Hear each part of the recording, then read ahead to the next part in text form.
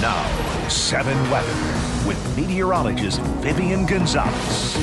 Good morning, South Florida. Hopefully everyone had a wonderful weekend. We're starting off the week much drier. Right now it's 78 degrees in Miami, 80 degrees in Fort Lauderdale to 84 for you in Key West. The wind calm inland up to 5 miles per hour along the coast. Humidity high at 96%. So although it will be drier, it's not going to be completely dry. So keep in mind that we'll still have a chance of seeing some shower and thunderstorm activity later today. But this time around, the highest chance will be around interior areas in Southwest Florida. Now, if your commute takes you through Broward, Dade, and the Florida Keys, it is mostly dry right now to start things off.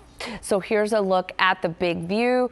The tail of Chantal is lifting northward, and at least the remnants will still provide for some activity around the mid-Atlantic region. Here in South Florida, still enough moisture for a few showers and thunderstorms to spark up in the afternoon, but with high pressure gaining control of our weather pattern from the Atlantic, we're going to get more of an onshore flow. So hopefully whatever develops will push inland towards southwest Florida. And that's what our in-house model run is suggesting will happen. And we will have basically this pattern in place at least through Tuesday. It starts to change once again heading into mid and late week with another upper level disturbance approaching from the Bahamas. And that could actually make for unsettled times once again. Meanwhile, today in the tropics, there are a couple westward moving tropical waves, but we are not following any of these for development.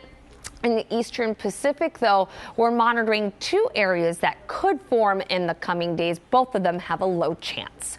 Your boating forecast right now looks okay. No advisory. Southeast winds 5 to 10 knots. Seas building 2 to 3 feet. Biscayne Bay will be at a light chop. For the Florida Keys, there are no advisories here. Seas inside and beyond the reef building 1 to 2 feet. Now, the next tide cycle will be high tide already underway in Fort Lauderdale, but coming up in Miami at 6:30. So for today's sun and clouds, not as stormy.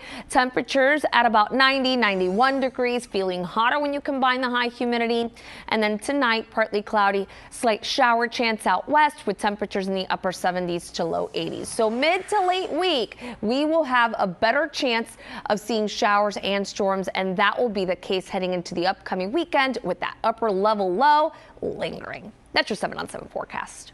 That umbrella nearby? I do believe we'll still need to have it just in case, but it's trending a lot drier than it was the last few days. Typical summer weather pattern kicking in. We're going to get more of an onshore flow, so sea breeze, showers and storms possible, but starting off around metro coastal areas and pushing toward interior locations. But brighter and drier weather definitely returns between today and tomorrow, and then more unsettled mid to late week. And here's a look at the local storm tracking radar, looking excellent for your morning commute across Broward, Dade, and the Florida Keys. At least weather won't be the cause for your traffic troubles this morning for sure if it takes you through the Keys at this hour.